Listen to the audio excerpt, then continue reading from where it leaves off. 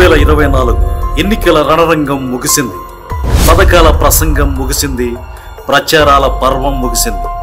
సిద్ధం సభలతో, bus యాత్రతో, jet స్పీడ్లో ప్రజలతో మమేకమైన మనసున్న మహారాజు జగన్ రెడ్డి శ్రీపాద శ్రీ వల్లభ సాక్షిగా పిఠాపురంలో చివరి సభ నిర్వహించి ఎన్నికల శంఖారావాన్ని పూర్తి చేశారు.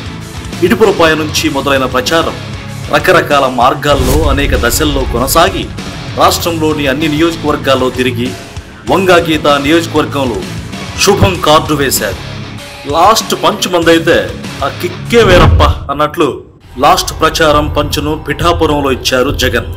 స్టేట్ వైడ్ పిఠాపురం గురించి హాట్ డిస్కషన్స్ జరుగుతున్నాయి. ఈసారి ఎలాగైనా పవన్ గెలవాలని, తమ హీరోను గెలిపించాలని అభిమానులు, జబర్దస్త్ బ్యాచ్, చోటా మోటా లీడర్లు పిఠాపురంలోనే కాలికి బలపం కట్టుకుని తిరిగారు. అంతేనా, మెగా బ్రదర్స్ మేనల్లులు కూడా ఎత్తర జనసేన జెండా అని తిరిగారు.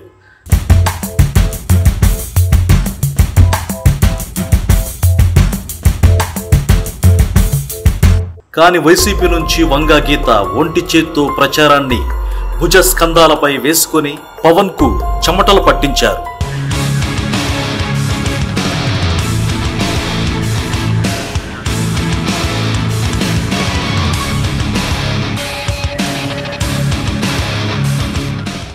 బస్సు యాత్రలో పిఠాపురం వచ్చిన జగన్ పిఠాపురంపై స్పెషల్ ఫోకస్ పెట్టి బాధ్యతలను ఎంపీ మిథున్ రెడ్డికి అప్పగించారు. ఇప్పుడు ఫైనల్ టచ్ కూడా పిఠాపురంలోనే ఇచ్చారు. వంగాగీత తనకు తల్లితో సమానమని, గీతమ్మను గెలిపించాలని లాస్ట్ పంచ్తో ప్రచారం ముగించారు.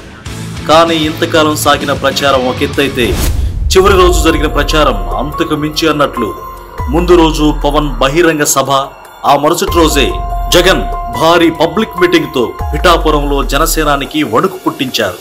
గెలుపు గీత వైసీపీ వాకిట్లో ఉందని, లోకల్ హీరోనే ఎప్పటికైనా జనాల గుండెల్లో నిలుస్తారని, జనం కూడా స్థానిక నేతకే ఓటేయాలని కోరారు. జనసంద్రమైన పిఠాపురం జగన్ సభను చూసిన జనసేనాధిపతి పవన్ కళ్యాణ్ ఈసారి కూడా మళ్లీ ఓడిపోతానేమోనని భయంతో అనుచరుల వద్ద ఏదేదో మాట్లాడుతున్నారట. Please subscribe .news